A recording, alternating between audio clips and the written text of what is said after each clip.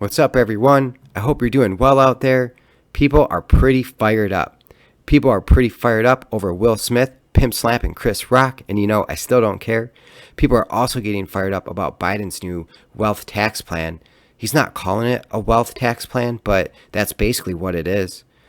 People fired up are mad that Biden wants to tax things they don't even have yet, and I guess I'd be mad too. If you missed my last few episodes, we do break down the tax plan, so go check them out. People are all fired up these days. People will definitely be fired up when they learn about how dirty our water in America is. Per The Hill, who, by the way, probably twisted their article, but they did post the actual report, so that's what I mostly went off of. They said, the Clean Water Act passed into law 50 years ago has fallen well short of its goals, a new analysis finds. Nearly half of the river and streams across the United States are considered too polluted to meet quality standards for swimming, recreation, aquatic life, fish consumption, or as drinking water sources. The Environmental Integrity Project, a nonpartisan nonprofit formed by former Environmental Protection Agency attorneys, published a report that found alarming results of water quality tests in all 50 states. More than 700,000 miles of waterways and about 51% of assessed river and stream miles are impaired by pollution. That's in addition to another 55% of lake acres. Some states have done a better job than others. The report found Indiana tops the list of states with the dirtiest waterways. Second is Oregon, and third was South Carolina. Florida ranks first in the U.S. for total acres of lakes classified as impaired for swimming and aquatic life, and second for total lake acres listed as impaired for any use. So you definitely don't want to go swimming in Florida, and you definitely don't want to eat the fish in Florida.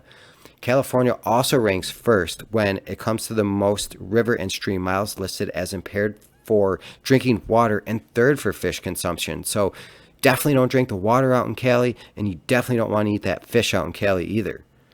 The EIP argues all of this data still does not provide the full extent of the nation's water pollution because all states monitor their waterways differently, with no universal guidelines provided by the EPA. That's on top of limited funding and budget cuts causing state and environmental agencies to be understaffed and unable to test all the waters within the mandated time periods. So the highlights from this, well, Florida obviously ranks first in the U.S. for total acres of lakes classified as impaired for swimming and aquatic life, and second in total acres listed as impaired for any use. Man, that's crazy. Florida's such a beautiful state, too. Same with California. How do they let these things happen? California ranks first in the U.S. for most river and stream miles listed as impaired for drinking waters and third for fish consumption. Indiana tops all the states with number one, most total miles of rivers, streams classified as impaired for swimming and waters and water contact recreation. So basically, you don't want to be going swimming there at all. I don't know how many lakes they have in Indiana, but whatever, don't go swimming there. Delaware has the highest percentage of its rivers and streams classified as impaired in the U.S., with 97% of the state's 1,104 miles of assessed waterways listed as impaired for one or more use. Iowa is represented in this list as well, along with many other states, with farm runoff problems having 93% of its river and stream miles impaired for swimming and recreation, the fourth most in the U.S., and 83% of its lakes acres impaired from this as well. So, I wonder where I live if we have any runoffs from the farming. And I know there's been studies out there that suggest living next to farms is almost just as bad as living next to cities. So definitely something to consider and think about when you're choosing a place to live. And California, what are you doing here? What are you doing with all that tax money? What are you doing with that beautiful state of yours? I thought progressives were environmentally conscious. It's crazy, man. It's crazy the hypocrisy that comes from the left these days. And I'm trying, I swear, not to be so hard on the left, but you guys just keep teeing shit up for me.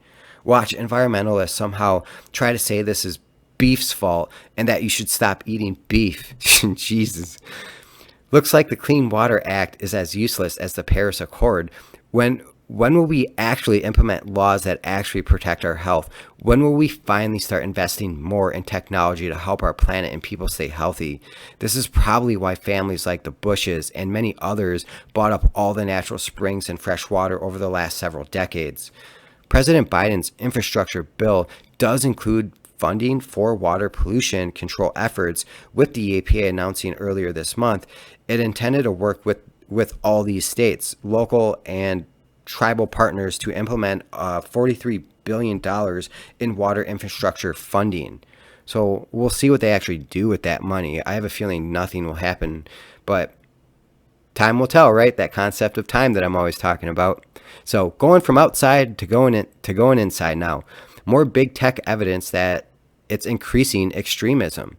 Per the Washington Examiner, social media censorship and cancel culture increases extremism.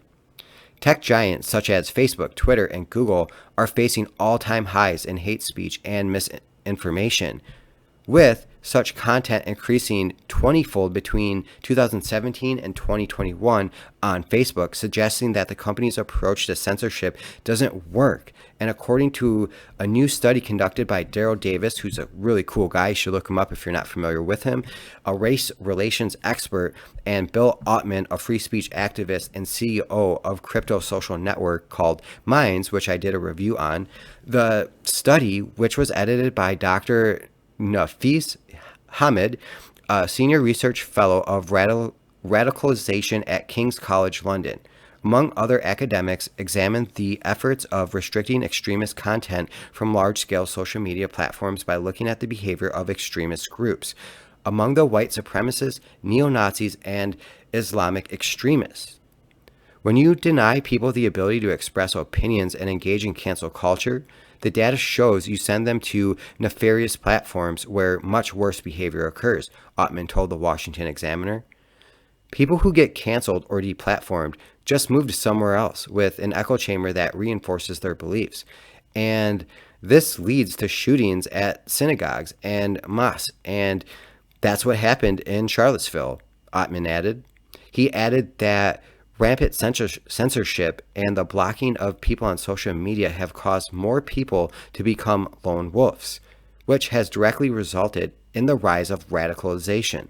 The study also showed that censorship does not reduce hate speech or violence-inducing misinformation, but merely moves it to other corners of the internet. So Davis and Ottman said that although they sympathize with the difficult position social media platforms are put in to moderate large amounts of content to keep a diverse community of users satisfied, they expect more transparency from these companies, as do I, as we all should. We're not trying to take down big tech platforms. We just want them to back up their content moderation policies with research and data, said Ottman. Ottman concluded that we feel that the research justifies more of a First Amendment-based content moderation policy with more free speech that, in the long run, over years, would lead to less radicalization and violence. As much as I'd like to think it's common sense that censorship will result in more radicalization, apparently it's not. Even with several studies suggesting the same thing, Facebook's own study came to the same conclusion, and yet Facebook and Twitter keep on keeping on with the censorship, and they keep deplatforming people. With midterms coming up, I don't believe social media will play as big a role in the midterm election as it did in the previous presidential election, but you better believe it will play a role, so be careful. Big tech essentially silences anyone who has a big enough following and says something they disagree with. And when it's not extreme, they start calling it extreme, like how MSNBC said fitness was extreme. I personally think big tech is violating our First Amendment. I understand how they're not, but it feels like they are, and I suggest that we treat big tech differently, maybe as utilities. But I think we should come up with a new term and new regulation to prevent big tech from not only censorship, but making sure their algorithms are not causing unnecessary hate and harm. Perhaps the algorithm should have an alert when you're clicking on too much stuff of one thing, too much of any one thing, or when clicking on things that's constantly putting you in a bad mood, or that's been shown to constantly put people in a bad mood. So like a little warning would be nice. A lot of that is in the user's control, but some don't realize when they're only clicking on negative content. I did a review on Minds the other day. It wasn't a very successful post on my part, and the platform is a little blah, but they do promote free speech, and you can say whatever you want on the Mind platform. So if you're looking for a more open platform that doesn't infringe on your opinions and your rights, then go check out Minds. Check out my interview on Minds if you want to learn more about it before heading over to their site. Thanks for stopping by another episode of The Jay Rooney Show.